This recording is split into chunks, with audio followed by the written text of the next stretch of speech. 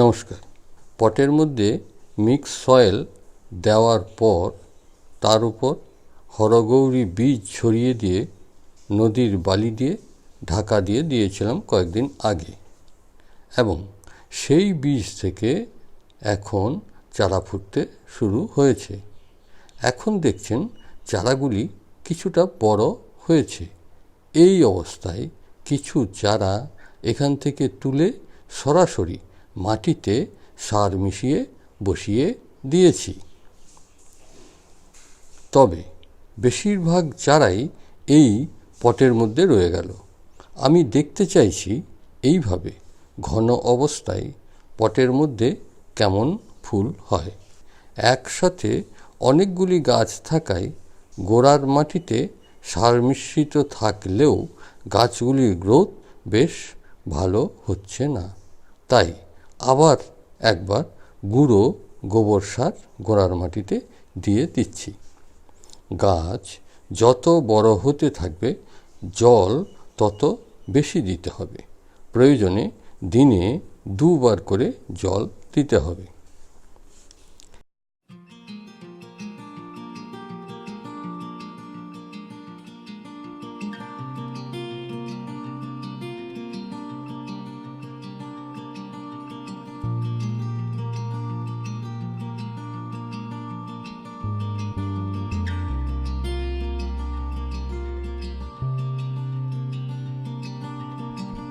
দ্বিতীয়বার সার দেওয়ার পর প্ল্যান্টগুলির গ্রোথ বেশ ভালোই হয়েছে এবং ফুল ফুটতেও শুরু হয়ে গেছে।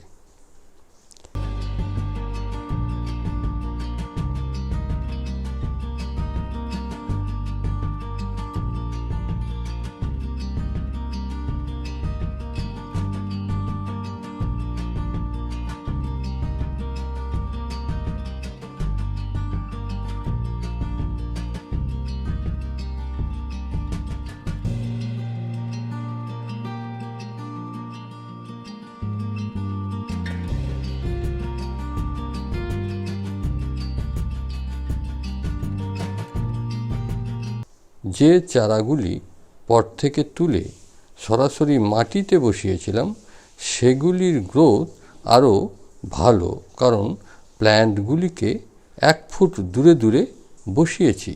তাই পর্যাপ্ত পরিমাণ খাবার ও জল পাচ্ছে।